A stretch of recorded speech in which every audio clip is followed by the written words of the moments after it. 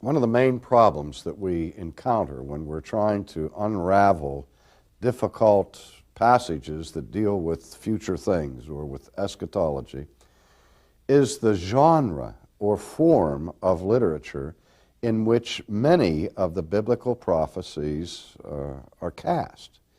This form of literature is sometimes called apocalyptic literature. Sometimes the nickname for the book of Revelation in the New Testament is that it's called the Apocalypse. You've heard of the four horsemen of the Apocalypse. And that which characterizes apocalyptic literature is that it tends to be exceedingly rich in vivid graphic imagery that often takes on a symbolic meaning. If you read the book of Revelation, for example, and you see the golden bowls and the vials and the stars and the various images that are sprinkled throughout that book, we know that it is sometimes very, very difficult to get a hold of exactly what is being communicated through these somewhat arcane symbols. And also, it makes apocalyptic literature open to the wildest kinds of speculation, where people find all kinds of hidden meanings in these symbols. And that accounts in part for some of the vast diversity that we see in views of eschatology. But when we are looking at the problems that have been raised by higher critics about the credibility of the Bible and of Jesus, I want to look first and foremost at the Olivet Discourse for this reason. Well, actually for a couple of reasons. One is because here's where the guns of criticism have been chiefly aimed, namely at Jesus' teaching on the Mount of Olives regarding his future coming. And second of all, that even though there are obviously elements to this discourse that are imaginative in the sense that vivid imagery is employed, nevertheless, the main thread of this discourse follows the normal didactic pattern of literature that we find throughout the Gospels. And also, we see that the content of the Olivet Discourse is contained in all three of the so-called synoptic Gospels, so that we have Matthew's version in Matthew 24, Mark's version in Mark 13, and Luke's version in the 21st chapter of his Gospel. So one of the interesting things, that if you have the time to do it, is to look at a harmony of the Gospels and compare in side columns the various nuances that are provided by all three of the synoptic writers. But again, this passage that is so crucial to our consideration of eschatology is called the Olivet Discourse because it was a discussion that Jesus had with his disciples on the Mount of Olives. And in this session, I want to call your attention to Mark's rendition of the Olivet Discourse. Now, you know that Mark tends to be more terse and brief than the other synoptic writers. In fact, one of the key Greek words that is found in Mark's short gospel is the word euthus, which means straightway or immediately. I mean, you can read Mark at one setting and you almost are out of breath by the time you're finished because it moves at such a rapid pace. Well, we look at the 13th chapter of Mark's Gospel and we read these words. Then as he, that is Jesus, went out of the temple, one of his disciples said to him, Teacher, see what manner of stones and what buildings are here. And Jesus answered and said to him, Do you see these great buildings? Not one stone shall be left upon another that shall not be thrown down. Now Now, let me comment on this. Obviously, the progression here is that the disciples have left the temple complex, and if you've ever been to Jerusalem, you know that the Mount of Olives is a stone's throw away from the city of Jerusalem that overlooks the city of Jerusalem. There's a valley in between, and the wall that is facing the Mount of Olives is the temple wall. And so, obviously, as they are leaving the temple area, Jesus makes this comment as he and his disciples are headed toward the Mount of Olives. He said, you see these stones here, not one stone will be left upon another. Now, one of the great ironies of this whole discussion about the credibility of the New Testament and the credibility of Jesus is that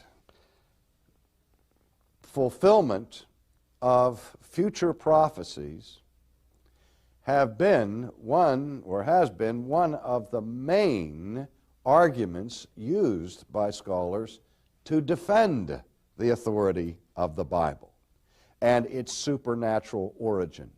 Because how else could events that take place many, many years or centuries after the prophecy has been given, can we explain fulfilled prophecies, like the thousands of prophecies that have been fulfilled in the life of Jesus, down to the village in which he was born, that sort of thing? Well, in New Testament, in terms of New Testament prophecy, perhaps there are no two prophecies in the New Testament that are fulfilled with more astonishing historical accuracy. Which two prophecies, in terms of their fulfillment, should be enough to silence the mouths of critics forever? Jesus clearly predicted ahead of time the destruction of the Jewish temple and the destruction of the city of Jerusalem, and add to that the dispersion of the Jews to all parts of the world, as it was added in Luke 21. Now, we know that these prophecies were made before the time occurred where the temple actually was destroyed and the city was leveled by the Romans in the year 70 A.D. That date, 70 A.D., for the destruction of Jerusalem and the destruction of the Herodian temple, is one of the best attested dates for anything that ever happened in the ancient world. We simply flat out know what year that took place. Now, prior to that, some 40 years, or close to 40 years before the event, Jesus of Nazareth is reported by the gospel writers, some of which are undoubtedly written prior to this event. He predicts a future event that was absolutely unthinkable to the Jew of that day, to say that that temple with its Herodian stones, which is one of the wonders of the ancient world, would be completely razed, and that for the Jew to think that the sacred city of Jerusalem would be annihilated and trodden underfoot by Gentiles was not something that people guessed at by way of projecting prognostications. These were radical predictions about the future, and that they came to pass with such astonishing accuracy, as I said, should be grist for the apologetic mill. Unfortunately, it's because in the same context in which Jesus makes these predictions about the temple and Jerusalem, that he talks about his coming in clouds of glory. And that becomes part of the mix of the prophecy.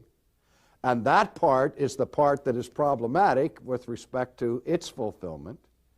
Here, that text, which should be one of the greatest proofs of the credibility of Jesus and of the Bible, has become the very text that the critics hone in on to refute the Scriptures and the claims of Christ. But we see at the beginning the prediction about the destruction of the temple. Verse 3, now as he sat on the Mount of Olives opposite the temple, Peter, James, John, and Andrew, asked him privately, "Tell us, when will these things be, and what will be the sign when all these things will be fulfilled?" Now you get the question. Jesus sits down with his disciples. He's just made this incredible prediction, and they're asking him two questions. Tell us when.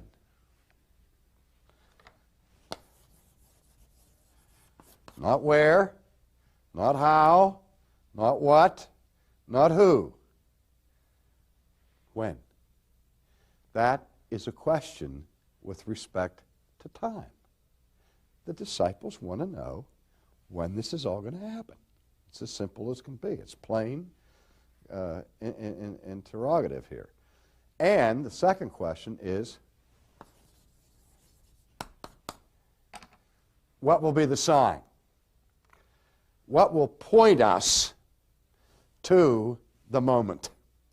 What will lead us or guide us to an awareness of the imminence of these things? When will all of these things take place? What will be the sign? Well, those are the questions. And Jesus, answering them, began to say, "Take heed that no one deceives you. For many will come in my name, saying, 'I am he,' and will deceive many. But when you hear of wars and rumors of wars, do not be troubled, for such things must happen, but the end is not yet. For nation will rise against nation, kingdom against kingdom, and there will be earthquakes in various places. There will be famines and troubles. These are the beginnings of sorrows." Now, these things that Jesus just spells out have to do with the answer to the question of what will the sign of the fulfillment of all these things be. And in popular nomenclature, these events that he talks about that have to take place, wars and rumors of wars, nations rising against nations, famines, earthquakes, and all of that sort of thing, are popularly called in Christian nomenclature what? The signs of the times. Just recently, I read an article where somebody was giving a study of the increased frequency of measurable earthquakes in the 20th century over earlier centuries, the number of famines that have been reported around the world, the amount of violence that's been recorded in the 20th century with the wars and rumors of wars that we've had, all in the service of coming to the conclusion that Christ is coming any day now, because we're seeing the signs of the times rapidly being fulfilled. So again, the majority of futuristically oriented interpreters of the Olivet Discourse see all of these things that Jesus is saying here as signs that will not take place until literally thousands of years after the time that the prophecy was first made. These are the beginnings of sorrows, but watch out for yourselves. Now notice in verse 9, Jesus says to his disciples, "Watch out for yourselves, for they will deliver you up to councils, you will be beaten in the synagogues, you will be brought before rulers and kings for my sake, for a testimony to them, and the gospel must first be preached to all the nations. But when they arrest you and deliver you up, do not worry beforehand or meditate what you will speak, but whatever is given to you in that hour, speak that. For it is not you who speak, but the Holy Spirit. Now brother will betray brother to death, and father his child, and children will rise up against parents and cause them to be put to death. And you will be hated by all for my name's sake, but he who endures to the end shall be saved." Now, one of the problems we have when we read these prophecies is that we make the assumption that the primary people to whom these prophecies are addressed are us. We read these prophecies as if they were written last week, and that Jesus wasn't talking to his contemporaries, wasn't talking to his disciples, but he was talking to us, or at least by extension to us. Now, that's a sound principle insofar as we believe that the application throughout the New Testament of Jesus' words to his disciples comes down through the centuries to every generation of Christians. But again, let us not forget that here Jesus is answering a question to specific people at a specific time in history when they said to him, "When will these things take place?" And he says, certain things have to take place first. And then he says to them, "But you will be brought before kings and rulers and suffer persecutions." Now let me just pause for a second and ask the question. Did that part of the prediction take place, according to the book of Acts, to the contemporaries of Jesus who heard that warning? Yes. I mean, they were indeed persecuted at that time. So watch for yourselves, for they will deliver to you to councils, you will be beaten, you will be brought, you, when they arrest you, and so on. Then verse 14, "So when you see the abomination of desolation spoken of by Daniel the prophet, standing where it ought not, let the reader understand," and this is a very mysterious part of the text, "then let those who are in Judea flee to the mountains. Let him who is on the housetop not go down into the house, nor to take anything out of his house, and let him who is in the field not go back to get his clothes. But woe to those who are pregnant, and to those who are nursing babies in those days. And pray that your flight may not be in winter, for in those days there will be tribulation, such has not been seen since the beginning of the creation which God created until this time, nor ever shall be. And unless the Lord had shortened these days, no flesh would be saved. But for the elect's sake, whom he chose, he shortened the days." Now, here we hear about the abomination of desolation, and we hear about the Great Tribulation. Popularized in the best-selling book, The Late Great Planet Earth. And all of the arguments and discussions that go on among Christians today about whether Jesus is going to come before the tribulation, during the tribulation, or after the tribulation. But along with this forecast of a tribulation, and it's all part of answering the question, when will these things be? Jesus gives specific directions on how to avoid the tribulation. When you see these things take place, flee. If you're in Judea, head for the hills. Now, what we're going to be looking at in the course of this study is the fierce suffering and tribulation that came upon the Jewish nation in terms of the conquest of Palestine by the Roman armies and the destruction of Jerusalem in 70 A.D., which was the first great Holocaust of history, where 1.1 million Jews were slaughtered in the city of Jerusalem in A.D. 70. And one of the things that we know from history that's remarkable is that when Palestine was invaded and the Romans were taking town by town, village by village, before they even began the siege of Jerusalem, and the armies crossed the borders, one of the reasons why there were so many people killed in Jerusalem was that people went to Jerusalem seeking safety behind the massive walls of the great city. Because that was the normal process in antiquity.